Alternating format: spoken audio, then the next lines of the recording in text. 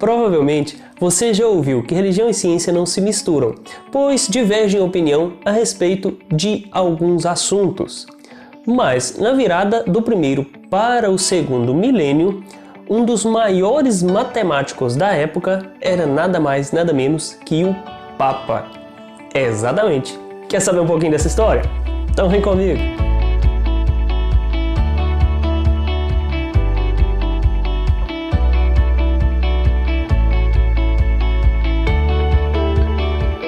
E aí, seja muito bem-vindo ao Cubo. Tô vindo agora de um período sem postar o primeiro vídeo que eu vou postar depois desse recesso que eu tirei aí um tempinho pra mim. Claro, primeiro vídeo de 2021. E eu não podia deixar de trazer mais uma história que é legal. E algumas pessoas já estavam me cobrando porque já estava fazendo falta aqui no canal. Então, se você já estava aí na expectativa pela história, já deixa o like que essa história é muito legal. Se você chegou aqui agora e não conhecia o canal, não esquece de se inscrever e ativar o sininho de notificações, porque ajuda bastante a gente a continuar fazendo esse trabalho, beleza? Então, hoje a gente vai falar aqui de um francês nascido mais ou menos por volta de 946 d.C., 945, viveu até 1003. Ele teve algumas contribuições bem significativas, tanto para a matemática quanto para a Igreja Católica, como a gente conhece hoje. Todos os acontecimentos da vida dele aconteceram, né, no período da Baixa Idade Média, então muito se diz, mas pouco consegue se confirmar, né? Tem poucos documentos a respeito. Então, se você, já vou adiantar, se você souber de alguma coisa, ou alguma coisa aqui que você achar, não, isso não tá legal, não esquece de deixar nos comentários pra gente, que aí eu vou pesquisar e talvez eu faça até uma parte 2 desse vídeo, que é uma história muito interessante. Eu vou falar aqui hoje de Gerbert d'Aurillac. Como eu disse anteriormente, Gerbert nasceu em 945, 946, mais ou menos, depois de Cristo. Na França, não tem precisão ao certo da cidade. Alguns livros falam que é Auvergne, outros dizem que é uma cidade chamada Belliac. Não tenho certeza disso. Mas pouco se sabe sobre sua infância. A história dele começa assim a aparecer com uma frequência maior quando ele já tinha 17 anos e ele foi para o mosteiro de São Geraldo de Aurillac, acho que é isso. Lá ele começou seus estudos. Depois de um tempo, quando ele já tinha 21 anos, o conde Borei II fez uma visita a esse monastério. Lá o abade indicou para ele que para levar o Gerbert para Catalunha para estudar matemática. Lá ele ficou sob a tutela de Otto de Wick, era um abade que lá tinha, né? E apesar de não ser um país dominado pela cultura islâmica, a proximidade com a cultura árabe despertou muito interesse de Gerbert na área de aritmética principalmente. Então ele fez alguns estudos nessa época a esse respeito. Em 969, Borei II resolveu levar Gerbert numa peregrinação por Roma. Lá ele fez questão de apresentá-lo ao Papa, então João XIII, se eu não me engano, e ao imperador Otto I. O Papa, então, achou bem interessante e incentivou Otto que colocasse Gerbert como tutor do seu filho. O imperador achou interessante a ideia. Então, a partir daquele momento, Gerbert assumiu, né, como tutor, como professor, digamos, do filho de Otto I. Mais tarde, Otto I, percebendo que Gerbert ele queria muito continuar os estudos, então ele resolveu dar uma folga para ele das funções de tutoria do seu filho. E ele foi então para a Academia de Reims, onde ele foi estudar matemática. Lá, por indicação do arcebispo Adalberon, ele se tornou professor. Mais tarde, em 973, quando Otto II assumiu o trono, então ele indicou, né, o Gerbert para abade do monasteiro de Bobbio. Mas lá ele não ficou muito tempo, pois os abades anteriores tinham deixado um pouco meio bagunçado e ele era muito fixado na questão de organização, então ele não se adaptou. Com a morte de Otto II, então Gerbert se viu envolvido em alguns conflitos políticos, digamos assim. Tanto que logo após a morte do arcebispo Adalberon, ele seria o mais indicado, o favorito, digamos assim, ao cargo. Mas devido a esses problemas, ele acabou não sendo indicado ao cargo de arcebispo. Então, logo após, com o sínodo de 995, Gerbert voltou ao Sacro Império e se tornou professor do filho do imperador Otto II, né, que era Otto III. Otto III posteriormente se tornou imperador e indicou então Gerbert como arcebispo de Ravenna em 998. Logo em seguida, em 999, ele foi novamente indicado para sucessor do Papa Gregório V, assumindo aí, né, o título de Silvestre II. Ele deixou, né, o nome de Gerbert d'Aurillac para passar a ser chamado Silvestre II.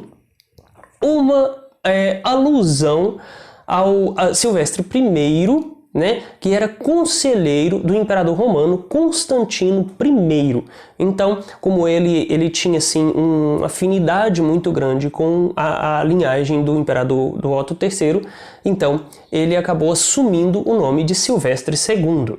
Então, Gerbert assumiu o título de Papa, mas ele foi, além de ser o primeiro Papa francês da história, ele ainda tinha um currículo extremamente extenso, mesmo antes do papado.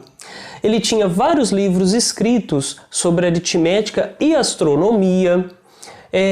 Ele tinha contribuído e muito para a implantação dos números indo-arábicos. É esse mesmo, os números normais que a gente usa hoje, né? No mundo como num todo, porque até então a numeração romana ainda era amplamente utilizada. Ele que introduziu, no caso, os números como a gente conhece hoje no mundo. Ele facilitou essa introdução, digamos assim. Ele construiu, inclusive, um órgão, sim, aquele instrumento, né, que era um dos mais potentes da época. Ele construiu dentro do monastério de Reims. Então, assim, ele já tinha feito grandes contribuições e ainda estava fazendo no campo não só da matemática, como também da astronomia. Daí veio o título, que talvez você está achando estranho aí por causa do título do vídeo, de mago, para ele até então. Vale ressaltar, porém, que apesar do Papa Silvestre ter escrito muitos livros e ter contribuído grandemente para o mundo educacional, digamos assim, foi justamente porque os livros dele eram de cunho educacional.